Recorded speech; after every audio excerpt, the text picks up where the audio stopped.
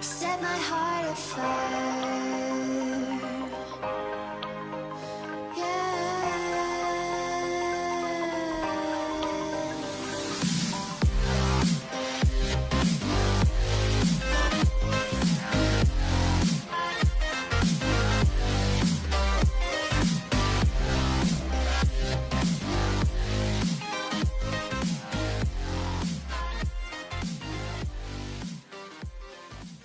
Hey, ShellSpOnge here. Welcome back to another video.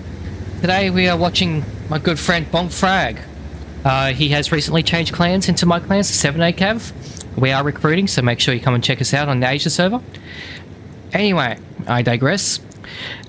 This is about Frag. So today he is playing in the T28 HTC. He is playing in an assault game mode and he's on Segfred line. He's on the attacking team and is in one of the most strongest TDs frontally. So this tank, as I mentioned, it is a TD. It's actually a reward tank for doing your campaign. So the weak points in this thing are what I like to call the little boobies on the side. They are actually relatively soft, and that's where you aim. Do not aim for the front part here. You'll just bounce. But if you have its flank the side, the rear, then yeah, you have an easy chance of going through. So ShellSpOnge has gone into basically the center of the map. He has spotted out an Oni, which is in the town over there, but ShellSpOnge has actually no interest in it. He just wants to get up here into the E6 area. In the assault game mode on Segfred line, this is actually one of the strong areas, so you can actually get visual down into the cap circle. You can also get flanking shots, for instance, onto that Oni that's up there, which I believe ShellSpOnge is going to. He does get spotted, which is expected. He gets one shot into the Oni, doing 333 damage to it. This thing does have a relatively quick reload, as we can tell here, as he finishes off the Oni for the extra 13 damage. I honestly can't remember off by heart, but I think it's like 8 seconds or something like that. 8-9 seconds. But yeah, that's the reload on this thing. The penetration on it is 105mm gun.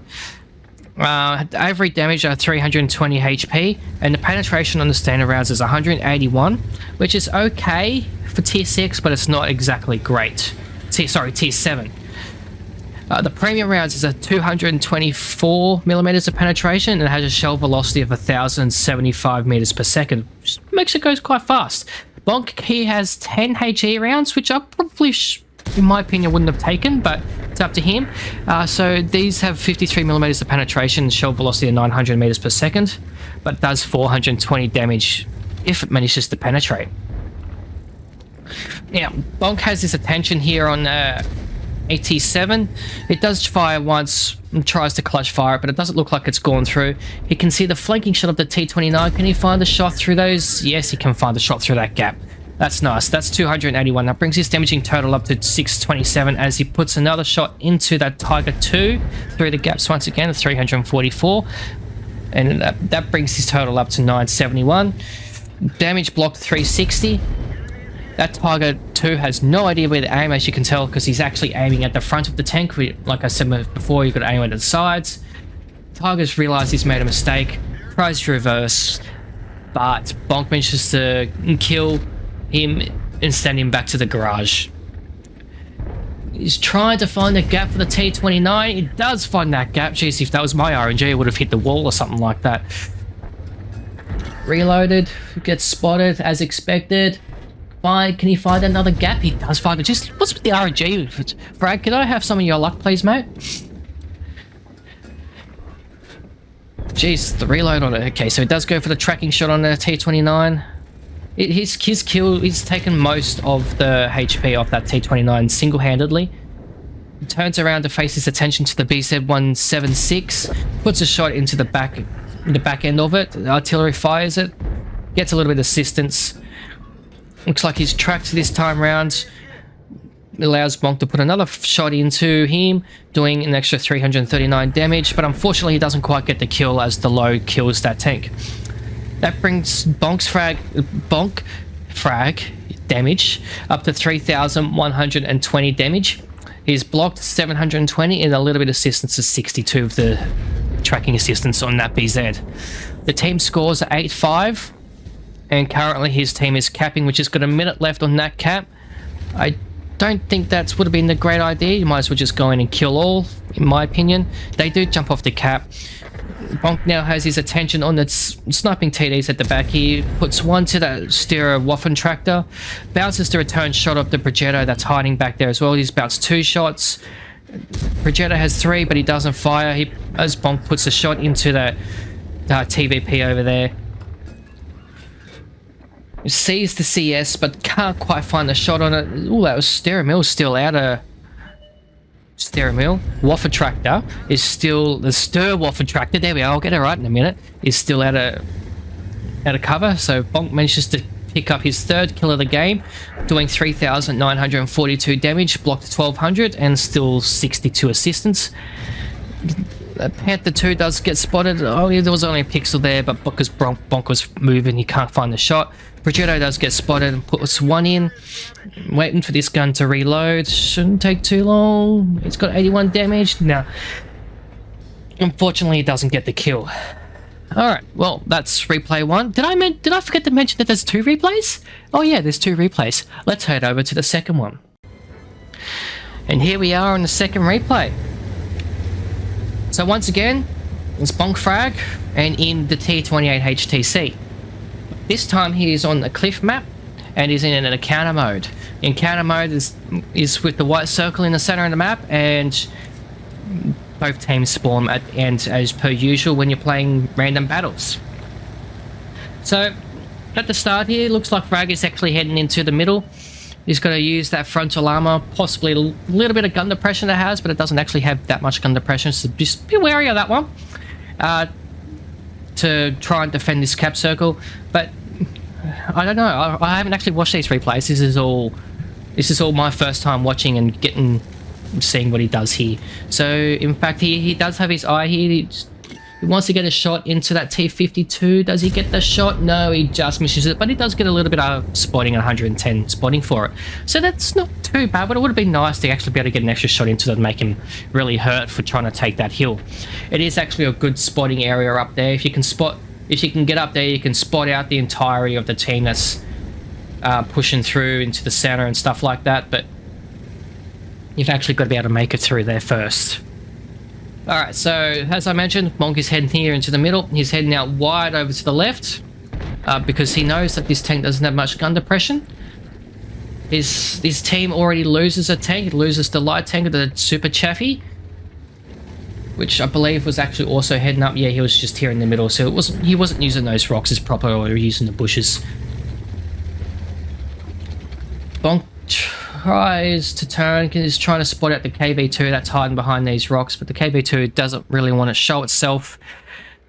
He's just going to be impatient. It's just waiting, seeing what he does. As I mentioned, his team scores is 1-0. Ooh, Super Hellcat. That'll be nice to hit. Only thing is, this tank doesn't quite have the speed. Ooh, there's the T50-2. Can you get the shot? There's the shot. There's the killing blow.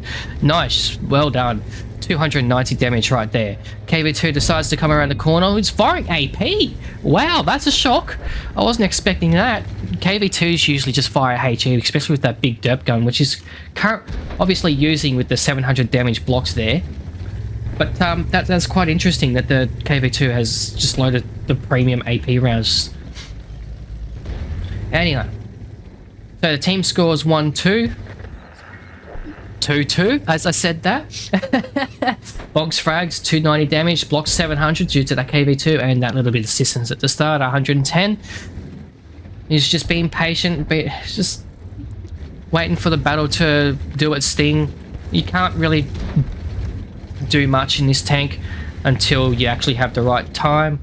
See, personally also, I would have taken a turbo in this thing, just to increase a little bit the mobility, the turning, to try and keep the frontal armor towards your targets. As I said before, these two sides here are the weak points. You do not want the tanks to actually get them. He is quite lucky that, again, the KV2 is still firing AP and he does manage to ricochet that round. He puts a shot into the Super Hellcat at 311 and he also spots out 118 on that too. And someone else actually got some extra damage in it. The KV2 decides to come out and try and be in the front of the game. This Bonk saying, yes, please, I'll happily farm you. Puts a 300 damaging shot into it. Into its turret. Doing 900... 1231 damage as he put that shot into the Cromwell balloon. Can he get the killing blow? He can just see the turret. Yes, that's 250 damage. That's nicely done. That's Bonk's second kill as he takes 324 damage from the pesky artillery. It does block around from the T28 that's camping over at the A5, A4 area, B5 area here, where most of the TDs do like to sit. But not this TD. This TD loves to brawl. So Bonk has now done 1481 damage and blocked 1640 and done a little bit of distance of 358. Bonk has realised his next play that he must take out this KV2. He uses his armor. He knows that the KV2 is firing AP, so he puts one shell into the side of into its turret. Reloads fairly quickly. Can't quite find the second shell without exposing his tank too much, which is something he doesn't really want to do, especially like I said, there's the TD's hiding over in this corner there. It doesn't matter. The friendly artillery takes him out, and Frag manages to get the spotting assistance for that, so that is quite nice. That's a game-winning move right there. The team scores are now 7-6. Frag has now done 1798 damage, 1640 blocked, and 602 assistance. He's hoping that he can spot out the artillery, but instead he spots out the Jag Panther. The Jag Panther is sitting up there, like I said, in the TD sniping position. He puts one shell into it, a 287. Looks like he's tracked it, it reloads, blocks a shot, blocks a returning shot as he puts another one into his upper structure. The AMX 13-7 is trying to run away, but Bonk's just like, no, you're not escaping, as he blocks around from the Jag Panther as well. Ooh. T78 does manages to get Frag's flank here, takes out his ammo rack, but Frag is very quickly on the repair kit to be able to get the ammo rack back up, to be able to reload quickly. Quickly turns his tank around and put a shot into the T78 as the VK3601H does manage to kill a tank. Team scores are now 9-6. They're up about 2,000 damage. And Frag has done 2,759 as it narrowly misses the artillery shot coming from the A1 position. Blocked 2,280 and a little bit of assistance at 734. He pokes to see if he does get spotted, and unfortunately he does. He's trying to spot out that Jag Panther that's more than likely still sitting back there. Does he? He fires... Sorry, he blocks a shot from the Jag Panther as he fires as well, but fires blind to try and manage to get the kill, but unfortunately doesn't. The VK28 105 has tried to get Frag's flank once again, but Frag's just like, nah mate, I saw you coming, I'm going to take you out for that. Quickly turns his tank around and kills him. That's Frag's fourth kill. The team scores 11-6. 3,000 damage, 2,600 blocks, 734 assistance. There is 3 tanks left. There's 1 artillery, which we know is in the A1. There's the T150, which Frag now has in front of his sights. Puts one shot in, tracks him, blocks the returning shot for 300 damage. Reload. He's like, come on. He does have the better DPM than the T150. Puts a second round into him, blocks again another shell from the T150. And he manages to secure the kill here for 33 damage. Alright, that's game 2. Thank you. Let's head over to the post-game results. This is game 1. The Frag managed to get an ace tanker, got a bruiser medal, got a fire for effect medal, shell proof, got a high caliber for the 4,597 damage, and then he got a tank sniper for doing a lot of that at range. As I mentioned, he got 4,597 damage, got 3 kills in that game with 1,482 base experience. He fired 17 shots, 17 hit, 16 penned. That's not bad. 1,295 of that was distance, so that's because that explains the tank sniper. Blocked a little bit of armor at 1,200, and with a premium account, he does make a slight profit of 20,315 credits. In game 2, he once again managed to get an ace tanker, got the fighter, fire for effect, shell proof, got the Spartan metal, got the Naden's metal, got the steel wall, and he also got the high caliber for the 3,658 damage, got 5 kills, 1 off from a top gun. That's quite unlucky. If you got the kill on that T150, was it the T150 or something else? He managed to get the kill on the T150, but yeah, there's the T78, my apologies. He would have got the top gun. But anyway, he still gets a 1,380 base experience, fired 16, 14 hit, 14 penned. No more than 300 meters damage, so he done all of that close range. Blocked 3,200 by his armor, which is pretty good, and once again with premier count he makes a nifty profit of 30,491. all right everyone, thank you for watching. Thank you for submitting those replays, Frag. Keep them coming, and again, if anyone else has replays, make sure you please submit them to wherever you can find me, to Discord, my Facebook page. I don't mind, or even in the comments section of my videos, wherever you can find me, post them up. So yeah, thank you everyone for watching, and I'll see you on the next video. Cheers, peace out.